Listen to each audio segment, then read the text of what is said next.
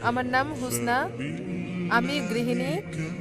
আমার প্রশ্ন হলো, মানে আমার প্রতিবেশীর প্রশ্ন, প্রত্যেক মুসলিমই কোরআন অনুসরণ করে সারা পৃথিবীতে, তাহলে কেন এতগুলো দল? আমার প্রতিবেশী সব সময় জিজ্ঞেস করত, আরো বলতো, কেন তোমরা বলো এক আল্লাহ? কারণ অনেক দলই আছে যারা বলছেন নামাজ আদায় করার সময় মাথা ঢাকার দরকার নাই, আর যেমন প্রথম আঙ্গুল নাড়ানো ইত্যাদি ইত্যাদি। বোন প্রশ্ন করলেন যে তার প্রতিবেশী বলছে যদি সব মুসলিম কোরআনে বিশ্বাস করে, একই গ্রন্থে বিশ্বাস করে, তাহলে এতগুলো দল কেন, বিভক্তি কেন? উত্তর দেওয়া হয়েছে পবিত্র কোরআনের সূরা আল ইমরান অধ্যায় 3 আয়াত 103। ওয়াতাসিমু বিহাবলিল্লাহি জামিআ ওয়া লা তাফাররাকু।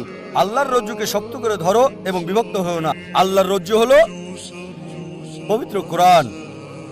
মুসলিমদের উচিত আল্লাহর রজ্জুকে শক্ত করে ধরা এবং বিভক্ত না হওয়া।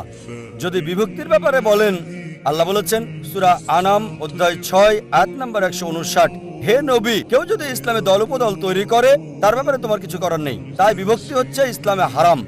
আমাদের সবার লেভেল একটাই, সেটা মুসলিম। এজন্য আমার লেকচারে সূরা আল ইমরান অধ্যায় 3 আয়াত 64-তে বলেছি, তাআলা বিলা কালমাতুন সাওয়াইন বাইনাকুম আল্লা নাবুদা ইল্লাল্লাহ ওয়া লা নুশরিকা বিহি শাইয়্যান ওয়া লা ইয়াত্তাখিযা বা'দুনা বা'দান আরবাবান মিন দুনিল্লাহ ফাইন তাওয়াল্লাউ ফাকুলু শাহাদু বিআন্না মুসলিমুন। আমরা সাক্ষ্য বহন করি যে আমরা মুসলিম, আমরা ইসলামকে বিভক্ত করি না। ইসলামে এসবের কোনো জায়গা নেই। দুঃখজনকভাবে মানুষ কোরআন এবং সুন্নাহ থেকে দূরে সরে গেছে আর বিভক্তি সৃষ্টি করেছে ইসলামে। ইসলামে বিভক্তির কোনো চান্স নেই। বিস্তারিত জানার জন্য আমার ভিডিও ক্যাসেট দেখতে পারেন, যেটা গত পিস কনফারেন্সে শেষ দিনে দিয়েছিলাম। মুসলিম উম্মার ঐক্য এই বিষয়ে সেখানে ভালোভাবে বলা হয়েছে। আশা করি উত্তরটা পেয়েছেন।